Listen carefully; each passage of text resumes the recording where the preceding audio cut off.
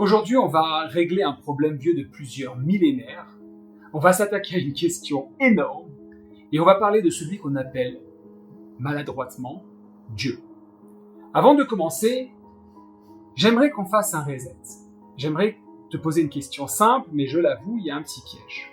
Alors, je te demande une chose. Ferme les yeux, installe-toi bien et dis-moi ce que tu vois comme image première sur ton écran mental quand je dis le mot Dieu.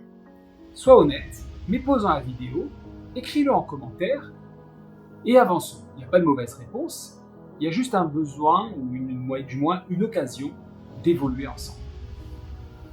Pour certains, c'est peut-être une vieille image poussiéreuse liée à une autorité qui a fait mal dans le passé ou à des interdits qui n'avaient pas vraiment de sens.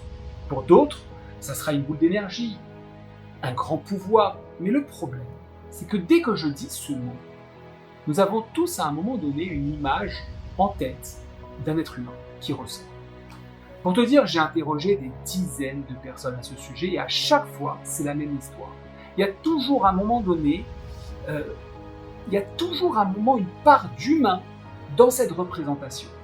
Ça commence par une puissance, une énergie, un nuage, parfois un ange, du vent, j'ai entendu. Mais celui qui te punit, celui qui prend les notes, celui qui te culpabilise, finit toujours par avoir une forme humaine. Et parfois même, c'est dans l'autre sens, c'est-à-dire que c'est celui qui te félicite, celui qui te récompense. Arrête tout, parce que ce Dieu-là, il n'existe pas. C'est une idole, c'est une invention humaine, c'est une projection de nos peurs.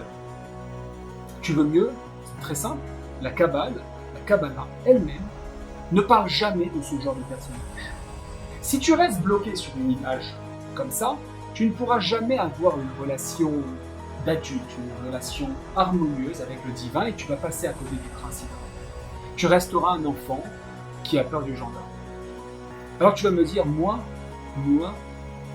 jamais. Je sais très bien que le créateur du monde, Hachem, n'a pas de corps. Vraiment? Si c'est vrai, dis-moi pourquoi quand tu as une galère, par exemple financière, tu as tendance à lever les yeux au ciel et à l'imaginer assis sur son trône, assis sur ce joli nuage. Est-ce que c'est pas humain ça?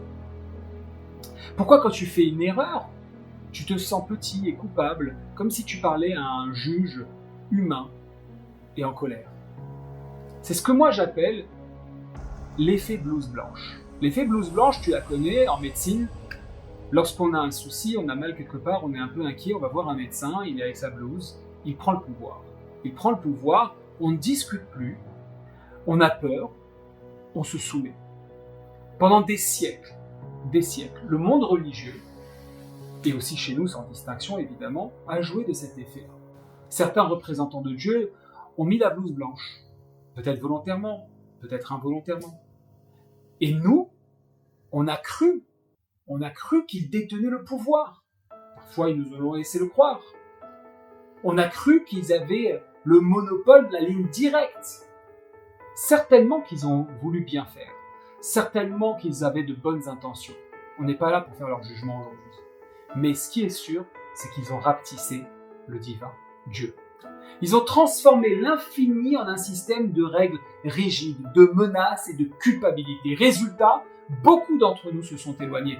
Mais je vais te dire quelque chose de choquant. Tu as bien fait de t'éloigner de cette religion-là. S'éloigner d'un système qui t'étouffe, c'est de la survie. Mais attention, ne jette pas le bébé avec l'eau du bain. Parce que s'éloigner de la religion des hommes, c'est pas grave. Mais rayer la Torah de ta vie, c'est une erreur stratégique et dramatique. J'ai envie de dire même tragique. Regarde l'histoire, c'est le même mécanisme partout. Pendant des millénaires, le monde savait que le Créateur avait instauré un rythme qu'on appelait le Shabbat. Puis le christianisme est arrivé. Et des hommes en blouse blanche, on dit quoi? On va changer ça, on décale tout à dimanche. Pourquoi? Parce qu'il y a un type qui est venu et qui nous a dit que c'était possible. Donc, on a dit quoi à Dieu? Ton agenda ne nous arrange pas, on va proposer une version améliorée, on propose à ton infini de suivre notre besoin. C'est ça qu'on doit casser dans cette vidéo, tu vois. On a passé des siècles à essayer de faire rentrer l'océan dans un verre d'eau, à réduire Dieu à une personne qu'on peut manipuler ou craindre. Le religieux pense servir Dieu, mais en réalité, il sert une caricature. L'athée, lui, il pense rejeter Dieu, mais en fait, il rejette juste cette caricature-là. Est-ce qu'il aurait tort? Et si on revenait à la source, finalement, qui est vraiment celui qu'on appelle maladroitement Dieu? Je vais te donner la réponse dans quelques instants, une réponse précise, dont je vais m'aider de la Kabbalah pour ça, et tu vas voir que ça va te secouer le cerveau. Mais avant d'aller dans les sphères, les hautes sphères, on va d'abord casser l'image du père fouettard avec du concret. Parce que si tu gardes cette image toxique, même la Kabbalah ne pourra pas t'aider. Alors regardons concrètement comment ça marche avec l'exemple le plus célèbre, à savoir Yetziat Mitzrayim, la sortie d'Égypte, qu'on raconte en ce moment dans les parachiotes, dans le Sefer Shemot. On nous a raconté l'histoire comme ça. Le méchant pharaon a mis les Hébreux en esclavage. Je l'ai bien prononcé, le méchant pharaon a mis les Hébreux en esclavage. Alors Dieu s'est énervé et l'a puni de 10 plaies, 10 makot.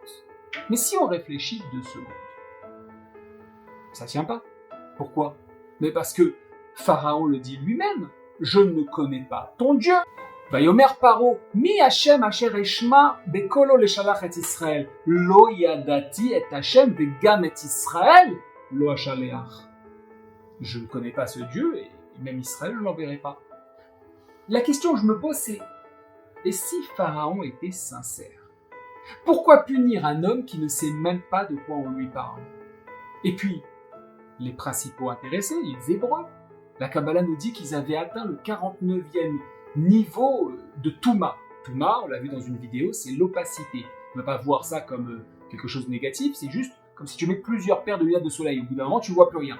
Ils ne voyaient plus rien du divin dans leur quotidien. Ils étaient aussi idolâtres, nous disent les commentateurs, que les Égyptiens. Alors pourquoi ils mériteraient d'être sauvés? Sous prétexte qu'ils ont gardé leur nom, leur dress code et leur langue. Ok, mais c'est un peu léger comme mérite pour un sauvetage national. En réalité, l'histoire est bien plus profonde. Ce ne sont pas les Égyptiens qui ont piégé les Hébreux. La Chassidoute explique que ce sont les Hébreux eux-mêmes qui, des siècles plus tôt, ont choisi de suivre les méthodes égyptiennes. À savoir quoi? La matière, le Nil, l'économie. Ils ont fait confiance au système égyptien plutôt qu'à la providence divine. À l'époque de Yosef, donc quelques siècles avant, tout allait bien. Il était vice-roi d'Égypte. Parce que même Pharaon savait qu'il y avait une force au-dessus de lui. Mais la paracha Shemot nous dit quoi? Vayakom melech chadash al Mitzrayim asher lo yada et Yosef. Voilà que s'est levé un nouveau pharaon qui ne connaissait pas Joseph. Traduction. Un système qui a oublié la source. Un pharaon qui a commencé à se prendre pour Dieu, à croire qu'il maîtrisait tout. La vie, la mort, le Nil. C'est ça l'Égypte. L'illusion de la maîtrise totale par l'homme. Et demain, certainement l'intelligence artificielle.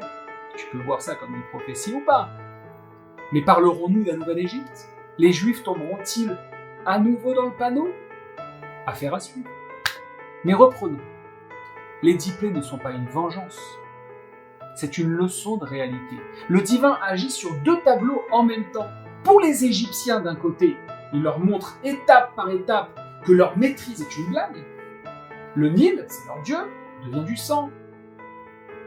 D'ailleurs, le texte le dit, dans la paracha de Bo qu'on a lu la semaine dernière, avant la 8e plaie, qu'ont dit les proches de Pharaon sous son conseil? C'est le doigt de Dieu, libère le peuple, ça y est. Le projet, il semble réussi à ce moment-là. Le peuple égyptien commence à voir que leur système est une illusion. Donc c'est bon. Pour les Hébreux, de leur côté, il fallait les réveiller d'un coma solide. 430 ans ou 210 selon les commentateurs. Ils devaient réapprendre à voir la main invisible qu'ils avaient oubliée depuis Yosef. Et crois-moi, ce n'était pas une petite histoire, ce n'était pas gagné d'avance. Rappelle-toi, seulement 20% sortent d'Égypte. 80% étaient tellement collés au système qu'ils n'ont pas voulu voir la porte de sortie, les pauvres. Alors comment ça se joue aujourd'hui pour toi? Moshe, c'est toi, c'est moi. C'est cette partie de toi qui a une ambition, qui a un projet, qui veut sortir de son esclavage, sous-entendu, un job qui ne te plaît plus, des habitudes qui ne te vont plus, ou tes peurs, nos peurs. Tu te lances, tu vas voir ton pharaon, savoir ton patron, ta banque, ta propre peur. Et qu'est-ce qui se passe? Est-ce que le tapis rouge va se dérouler? Rarement, voire pas du tout. Au début, Pharaon durcit le travail. Sous-entendu, les obstacles se multiplient. Même les Hébreux, c'est-à-dire ton entourage, ta famille, se plaignent. Mais qu'est-ce que tu fais? C'était mieux avant, tu nous mets en danger. C'est là que tout se joue. Le divin n'est pas là pour t'envoyer des éclairs magiques, te dire « Ouais, ça y est, je suis là, je m'occupe de tout, je vais tout te régler. » Pas du tout. Il est là pour ajuster la trajectoire par des hasards, des rencontres, des blocages qui te forcent à pivoter. Ton job, ce n'est pas d'attendre que ce soit facile, c'est de garder le cap, ton boulot. C'est de garder l'humilité, garder la voile tendue. Ne pas perdre le nord, mais ouvrir les yeux, tendre l'oreille, sentir, ressentir, analyser, même quand tu as l'eau jusqu'à la bouche. C'est ça, travailler avec le divin. Ce n'est pas la facilité, c'est la certitude que même dans la tempête, tu es piloté vers le bon bord, jusqu'à voir clairement ta direction. C'est ça être dans la Gdusha, c'est ça être dans la pureté. Maintenant qu'on a déposé le décor, hein, on l'a posé bien. Allons un peu plus loin. Allons et descendons dans ta vie. Parce que le pourquoi chassidique, le Baal Shem Tov l'enseigne à travers un principe qu'on appelle Hashgacha Pratit, providence particulière. Mais pour comprendre ce principe, on doit revenir sur un point important. En hébreu, tu ne peux pas utiliser un raccourci aussi important que le seul mot Dieu. La Kabbalah, elle utilise un terme vertigineux, Ein Sof, littéralement sans limite, sans fin. C'est la réalité absolue. La réalité absolue avant toute forme, avant toute définition. Tu ne peux pas dire il est gentil, ou il est grand, ou il est généreux, parce que tu es déjà en train de le limiter. Il est la source de tout être. Il n'est pas dans l'univers est en lui. Comme une petite pensée dans un esprit infini. Et ça, c'est le Tikkun Hazohar qui le dit. Alors, si nous sommes au niveau des noms, tu as remarqué combien le divin a de noms. Il y a le Yud Kei Vav Kei, le tétragramme, il y a le double Yud, il y a Adonai, El, Elohim, Hashem, Boré Olam, il y en a plein, j'en passe. Tu te rends compte que tout ça, pourquoi? Pour utiliser le nom de Dieu. Mais tu vas me dire, alors s'il est infini comme ça, comment moi je lui parle? Ben c'est là que ça devient beau, parce que c'est là que les noms interviennent, c'est là que ça devient mamash nifla, quelque chose de magnifique. Havaye, Elohim, El, ce ne sont pas des prénoms, ce sont des canaux de relation. Elohim par exemple, c'est quand l'infini se contracte pour créer les lois de la nature. Et pour créer, il faut de la rigueur. Donc Elohim est lié à la rigueur. C'est le gant de la nature. Bereshit bara Elohim et Hashamayim ve'et haaretz. Au commencement, Elohim créa le ciel et la terre. Parce que Elohim, c'est la contraction, le tzimtzum. C'est la capacité divine à se cacher pour laisser exister autre chose. J'ai entendu, à se cacher. Regarde la gematria, la valeur numérique de Elohim. C'est la même que Ateva, la nature. C'est la même valeur numérique. Quand tu vois Elohim dans un verset, dans le Tanakh, eh bien forcément, c'est le divin qui met son masque de loi naturelle. Et c'est pour ça que la nature semble aussi bien fonctionner toute seule. Parce qu'elle est pilotée par le nom Elohim. Havaye, Yud Kei Vav Kei, c'est quand l'infini se révèle. Comme celui qui fait exister l'être à chaque seconde. C'est la prise électrique du miracle. Quand tu as besoin de sortir d'une situation qui te semble impossible, parce que rien n'est impossible pour celui qui a tout les possibles, eh ben c'est ce nom-là qui agit. Comme c'est marqué, la reine est mort l'ivnei Israël ani Hashem ve'hotzeti etrem mitachat tzivlot Mitzrayim. C'est pourquoi dit aux enfants d'Israël, le divin le demande à Moshe de les prévenir. Je suis Yud Ke Vav Ke, je suis Hachem Havayé, et je vous ferai sortir du fardeau de l'Égypte. Pour sortir de l'Égypte, il fallait casser les chaînes de l'esclavage. Et il ne suffisait pas d'être fort pour ça. Il fallait changer la réalité divine, la réalité des humains. Il fallait changer tout. Le divin dit à Moshe à ce moment-là, vu qu'il faut, je suis Havayé, Yud Ke Vav Ke, j'active l'infini. Un dernier exemple pour la route. Allons-y. Adonai. Adonai sfatai tiftar fi yagid be'yatecha. Maître, ouvre mes lèvres et ma bouche dira tes louanges. Adonai, c'est le maître. C'est le nom qui descend le plus bas jusqu'à nous. C'est la sphirate de Malchut, c'est le niveau, c'est la royauté à l'état pur selon la Kabbalah. C'est la prise de terre, tu vois. C'est par ce nom que l'infini devient mon maître personnel. C'est à lui que je peux parler ici et maintenant. C'est pour ça qu'on prononce ce nom dans la prière. Dans toute la prière du matin, du Mikra ou de Harvit, c'est ce nom. Alors qu'on ne prononce pas Yud Ke Vav Ke. Même quand c'est marqué Yud Ke Vav Ke, on dit Adonai. Parce que c'est le nom de la connexion concrète et directe. Les noms, tu l'as compris avec tous les exemples que je t'ai donnés, ce sont les prises électriques. L'électricité, c'est l'Ensof. C'est partout, c'est tout le temps, c'est là. Mais si tu veux allumer ta lampe, c'est-à-dire ta vie, tu as besoin d'une prise, un nom. Nietzsche, le philosophe, a dit une phrase célèbre. Celui qui a un pourquoi peut endurer n'importe quel comment. Celui qui a un pourquoi peut endurer n'importe quel comment. C'est brillant. Mais il lui manquait une chose, la clé du coffre. Pour Nietzsche, le pourquoi, c'est une idée philosophique. Pour la Kabbalah, le pourquoi, c'est une présence. On appelle ça la Hashgacha pratique. Je me rappelle tout à l'heure, j'en ai parlé, Baal Shem Tov l'avait fini. L'infini ne s'est pas contenté de créer le monde et de partir en vacances. Impensable. Il s'est contracté, Tzimtzum, il s'est planqué, il s'est caché pour être présent pile ici, dans cette galère, dans ta galère, dans ce découvert bancaire, dans cette dispute de couple, évidemment dans cette vidéo, mais aussi dans cette naissance, dans ce nouvel appartement, dans ce mariage. Le pourquoi le plus puissant, ce n'est pas une philosophie. C'est de savoir que le Créateur est caché dans le problème. Pourquoi ? Parce que si le Créateur est là, alors le problème n'est pas un mur, c'est une matière première. Tu vois, quand on voit une roche et qu'on sait qu'il y a de l'or, on fait exploser la roche. Ça passe de victime à partenaire. Tu vas pas avoir arrivé avec ton bulldozer et dire « Ah, il y a des cailloux !» Non, c'est un partenaire le caillou pour découvrir l'or.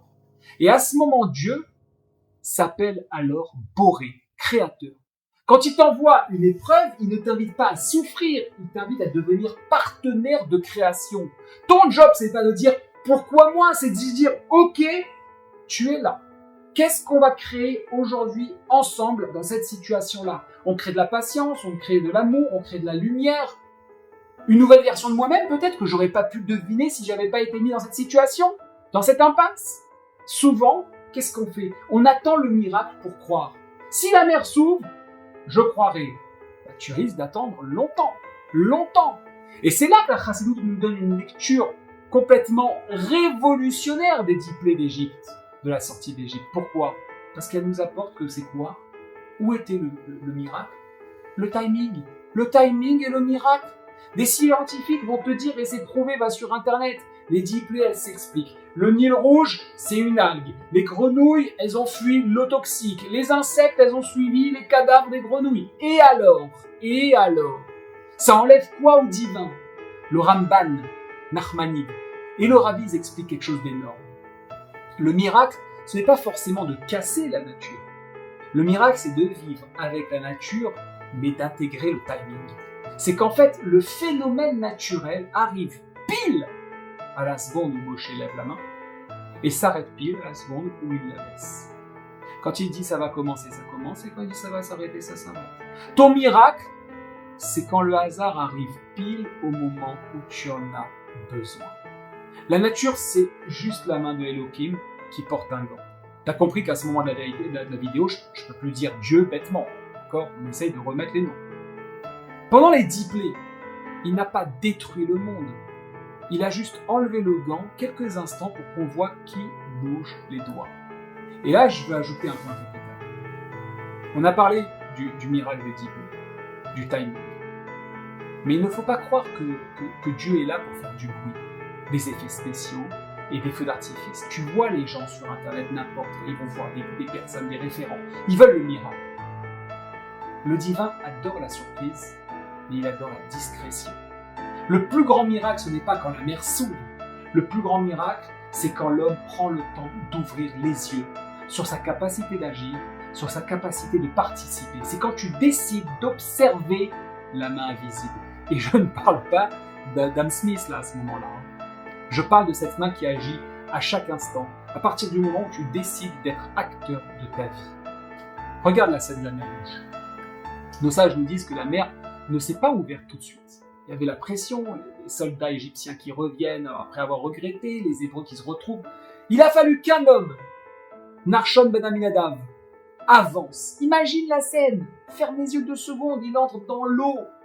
Il glisse dans le sable, c'est pas évident, il y a les vagues qui le poussent à droite, à gauche. Mais qu'est-ce qu'on est en train de parler? C'est exactement comme ça la vie. On est en train de définir la vie. Tu essayes d'avancer, mais il y a les factures, il y a les galères, il y a les doutes qui te bousculent. Mais tu continues. L'eau arrive aux genoux, à la taille, à la poitrine. L'eau arrive jusqu'à la bouche, à la limite de la noyade. Et dans une situation où logiquement il n'y a plus aucun espoir, et ben il y a l'avant. Pourtant, il continue à avancer. Et c'est là, à cette seconde précise, que la mer s'ouvre. Plus ta émouna, ta foi, ta confiance active est forte, moins tu as besoin d'attendre la dernière seconde pour vivre le miracle. Entends ce que je dis. C'est ce qui te permet de sortir de ta situation. Pourquoi? Parce que ta perception, elle change. Tu ne vois plus l'eau qui veut te noyer, tu vois le chemin qui est en train de se créer. Le problème, c'est, malheureusement, quand on tombe dans le piège de l'ego. Tout doit se passer comme j'ai prévu. Je vais à la banque, ils vont accepter mon crédit. Mon crédit, je vais acheter le meilleur terrain. Le terrain, je vais créer un building de 200 étages. Tout le monde va me l'acheter $1 million. Non. Quand tu penses ça, tu essayes d'être le mauvais divin. Tu te prends pour le patron, tu te prends pour Pharaon. Tu crois que tu es celui qui crée tout, mais tu oublies que tu n'as qu'une partie du divin en toi, ton âme, pas la totalité du plan. L'humilité, c'est de dire, ok, je m'unis à lui. Certes, j'agis, j'avance, mais je me remets à sa direction. Quand un imprévu arrive, ce n'est pas un échec, c'est un Waze divin. C'est lui qui te dit, on recalcule la trajectoire. On recalcule ton itinéraire. On change de direction pour arriver au résultat dans les meilleures conditions. Dire que Dieu s'est installé dans notre cerveau, c'est une demi-vérité. Et en Kabbalah, une demi-vérité, c'est souvent une erreur complète. Oui, le divin est en nous. Nefesh Elokit. C'est notre moteur. Mais il est aussi partout en même temps. Ensof. S'il était juste en moi, en réalité, qu'est-ce qui se passe? Je serais limité à ma propre petite batterie. Alors si David voulait dire que le QG de l'âme divine, c'est le cerveau. C'est ce que dit le Tanya depuis 230 ans. Faut pas l'oublier. Mais attention, elle ne doit pas rester dans le cerveau. Ce n'est pas l'objectif. Le but, c'est qu'elle descende. Pour être quoi? Dans l'action. On y revient, il faut avancer. Le but de l'homme, Moach Shalit à la lèvre, c'est le cerveau qui gouverne le cœur. Donc finalement, ton cerveau, qui représente le roi, descend conquérir le cœur. Pourquoi? Pour encore une fois que tu sois non seulement dans l'action, mais de manière incroyable, pour que même tes émotions deviennent divines. Tu comprends que la puissance se libère quand l'infime partie qui est en moi s'annule et se connecte à l'infini qui est partout. C'est un mariage en réalité. C'est cette abnégation totale, cette profonde humilité qui me permet de voir l'action divine avec mes yeux intérieurs. C'est là que je deviens un vrai créateur. Je ne crée pas contre le monde, je crée avec l'accord du patron, dans sa direction. Et là, tu deviens inarrêtable dans ce monde, comme le dit le roi David. Alors, on ressort quoi de cette vidéo, qui était un petit peu longue cette semaine? 1. Arrête de prier le grand barbu, le vieux barbu, celui que tu veux. Parle avec l'infini qui te fait respirer chaque seconde, 7 secondes, qui te fait voir cette vidéo. 2. Quand une galère arrive, ne cherche pas la sortie de secours. Ne te dis pas, cherche le créateur caché et demande-lui.